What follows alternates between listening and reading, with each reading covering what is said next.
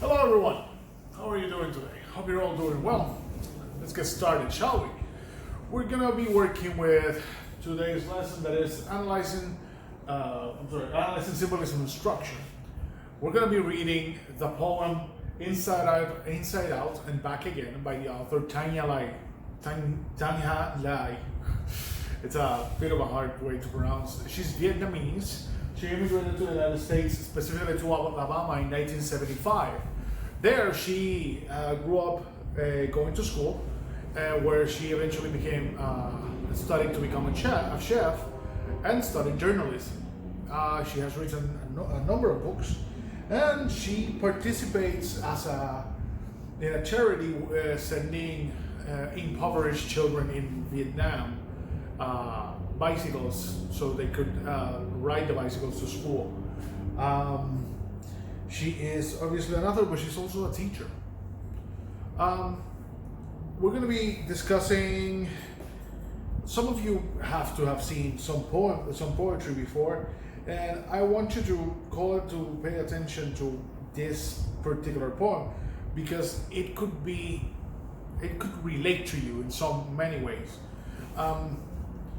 Puerto Rico has a very particular history because since the arrival of the United States to Puerto Rico, we didn't immigrate to the United States, but the United States came to us.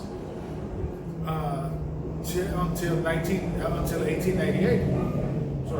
Until 1898, we were Spaniards, and then suddenly we became American. And in 1915, so we could go to war. I want you to pay close attention to lines 67 to 70, 142 to 43, and 156 to 157. Since they are expository, they set the stage, they prepare you for what is to come. It's a change in setting, in venue, if you will. Now, let's see. We're going to be studying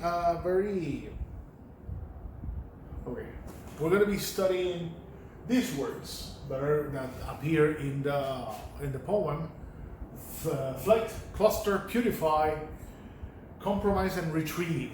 These words, I want you to write them down, and because we're going to be defining them later on. Finally,